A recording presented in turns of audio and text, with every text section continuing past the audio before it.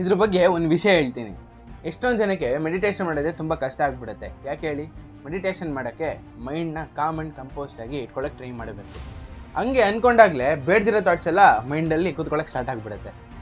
Heart ಇರೋದೇನಕ್ಕೆ? Beet ಮಾಡೋಕ್ಕೆ. ಹಾಗೇನೆ mind ಇರೋದೇನಕ್ಕೆ? ಯೋಚನೆ ಮಾಡೋಕ್ಕೆ. ಒಬ್ಬರು ಅವ್ರು ತಿಳ್ಕೊಂಡಿರೋದನ್ನ ನಮ್ಮ ಜೊತೆ ಶೇರ್ ಮಾಡಿದ್ರು. ಅದು ಒಳ್ಳೆ ಇನ್ಫಾರ್ಮೇಟಿವ್ ಆಗೂ ಇತ್ತು ಅಂತ ಅನಿಸ್ತು. ಅದೇನೆಂದರೆ, ಕೂತ್ಕೊಂಡಾಗ ಬೇಡ್ದಿರೋ ಥಾಟ್ಸ್ ಎಲ್ಲ ಬರೋಕ್ಕೆ ಸ್ಟಾರ್ಟ್ ಆಗುತ್ತೆ. ಬಟ್ ನಾನು ಹೇಳೋ ಈ ಮೆಥಡ್ನ ಒಂದ್ಸಲಿ ಫಾಲೋ ಮಾಡಿ ನೋಡಿ. ಇದರಲ್ಲಿ 5 ಟೈಪ್ಸ್ ಇದೆ ಆ್ಯಂಡ್ ಈಚ್ ಟೈಪ್ಗೆ ಒಂದು 3 to 4 ಮಿನಿಟ್ಸ್ ಆ್ಯಾವ್ರೇಜ್ ಕೊಡಿ. ಅಪ್ರಾಕ್ಸಿಮೇಟ್ಲಿ ಅಂದ್ರೂ ಒಂದು 20 ಮಿನಿಟ್ಸ್ ಆಗುತ್ತೆ. ಏನೇನಕ್ಕೋ ಟೈಮ್ ವೇಸ್ಟ್ ಮಾಡ್ತೀವಂತೆ, ಬಟ್ ಇದನ್ನು ಒಂದ್ಸಲಿ ಮಾಡಿ ನೋಡಿ. First one, thankfulness. ನೀವು ಯಾರಿಗೆ ಅವ್ರು ಏನಕ್ಕೆ ಥ್ಯಾಂಕ್ಫುಲ್ ಆಗಿದ್ದೀರಾ ಅನ್ನೋದನ್ನ ಮೈಂಡಲ್ಲೇ ಯೋಚನೆ ಮಾಡಿ. Second one, forgiveness. ನೀವು ಯಾರನ್ನಾರು ಅವ್ರು ನಿಮಗೆ ನೀವೇ ಫರ್ಗಿವ್ ಮಾಡ್ಕೊಳ್ಳೋಕ್ಕೆ ಥಿಂಕ್ ಮಾಡಿ. Third one, compassion. ಅಂದರೆ ಬೇರೆಯವರ ಮನಸ್ಥಿತಿನ ನೀವು ಅವ್ರ ಜಾಗದಲ್ಲಿ ನಿಂತ್ಕೊಂಡು ಯೋಚನೆ ಮಾಡೋದು.